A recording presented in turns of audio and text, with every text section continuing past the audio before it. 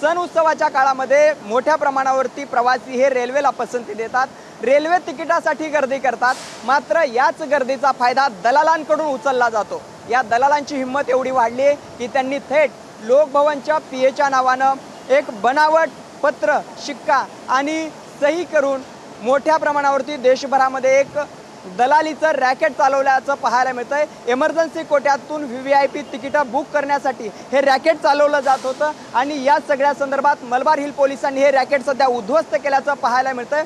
तब्बल 500 पेक्षा जास्त जणांची जी यादी आहे, नोंद आहे, ती या सगळ्यामध्ये समोर आल्याचं पाहायला मिळतंय। यामध्ये महत्त्वाची गोष्ट म्हणजे मलबार हिल पोलिसांनी 7 आरोपींच्या मुसक्या आवळलेल्या आहेत। त्यामध्ये अमरीश ठक्कर नावाचा हा जो सराईत गुन्हेगार आहे, ज्यामध्ये याआधी त्याने अशाच पद्धतीने रेल्वेला गंडा घातल्याचे प्रकार समोर आलेले होते। मात्र याआधी त्याला अँटिसिपेटरी बेल मिळाली आणि त्यामध्ये तो यशस्वी झाल्याचं पाहायला मिळालं। मात्र सध्या त्याच्या मुसक्या आवळल्याचं पाहायला मिळतंय।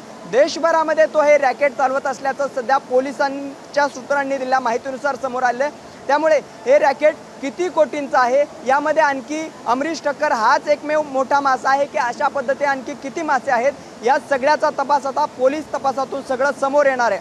मात्र अशा पद्धतीने थेट लोकभवनाच्या नावाने पत्र जारी करून बनावट शिक्के आणि सहीच्या माध्यमातून जर रेल्वेला गंडा घातला जात असेल तरी गंभीर बाब आहे। त्यामुळे या रॅकेटचा मुळासकट हे रॅकेट उखडून टाकण्यासाठी प्रशासनानं कारवाई करणं गरजेचं आहे।